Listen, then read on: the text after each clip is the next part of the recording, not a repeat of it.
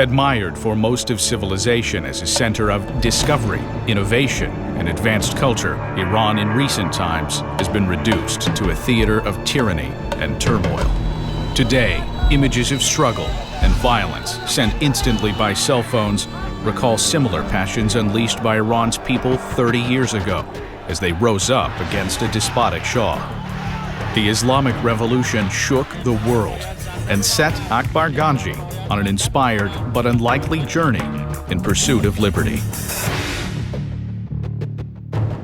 My political and social activities have always been inspired by the goal of equal rights to security, freedom, peace, and a dignified life for all human beings. Akbar Ganji is not your classic dissident intellectual.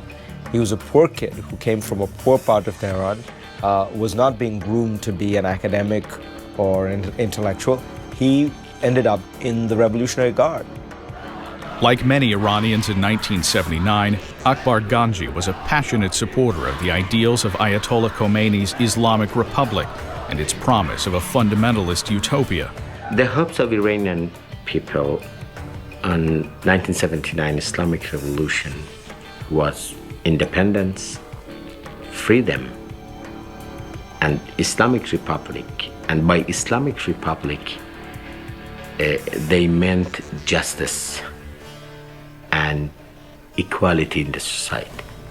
After a few years, it was clear that ideology of Islamic Revolution doesn't work.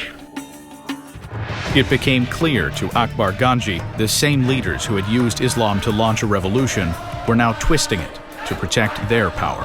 What he discovers is that the Shah's regime was, in a sense, oppressive only on one dimension, which was politics. But the Islamic Republic of Iran was oppressive on almost every dimension.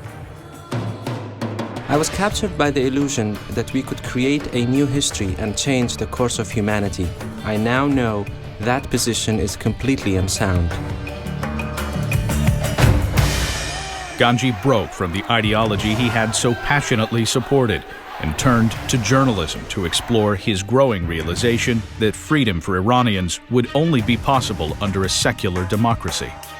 At great personal risk, Ganji soon began investigating the very founders of the revolution. He relentlessly pursued his targets, specifically former President Rafsanjani, whom Ganji accused of supporting moral and financial corruption. But it was Ganji's 1999 expose linking Rafsanjani, leading clerics, and other senior officials to the murders of dissidents and journalists that had a dramatic impact.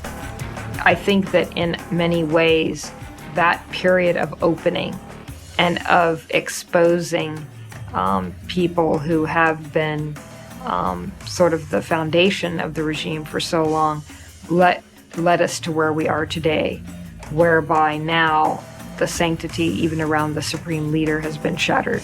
Ganji's unprecedented series of articles was published as a book. The Dungeon of Ghosts became a national bestseller and was credited with helping to defeat many conservative candidates in the 2000 parliamentary elections.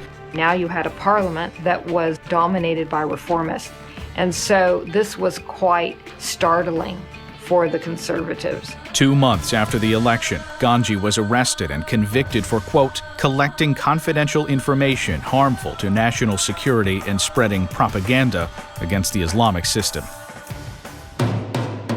My voice will not be silenced, for it is the voice for peaceful life, of tolerating the other, and above all, a profound distaste for violence.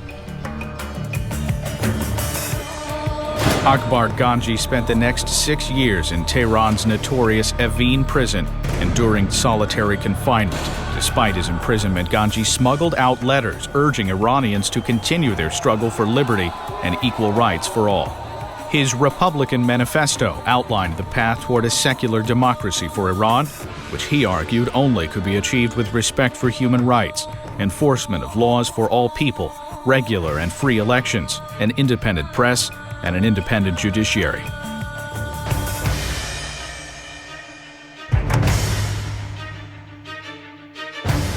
Ganji's 80-day hunger strike during the last year of his imprisonment almost took his life, but gained international attention for the Iranian people's ongoing struggle for liberty and individual rights.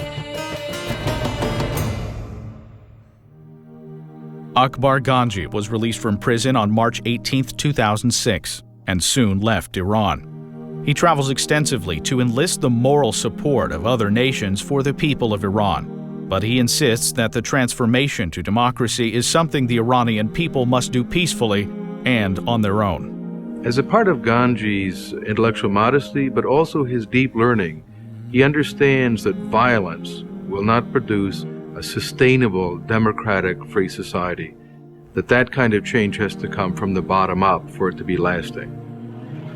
30 years after the Islamic Revolution, the pursuit of liberty continues, the passion of the Iranian people undeterred by a corrupt, brutal regime, the challenge now the cause of a new generation.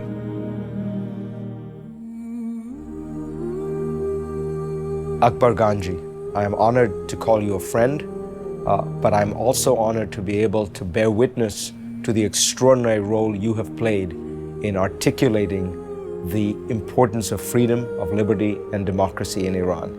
Many of us who write think that we have intellectual courage.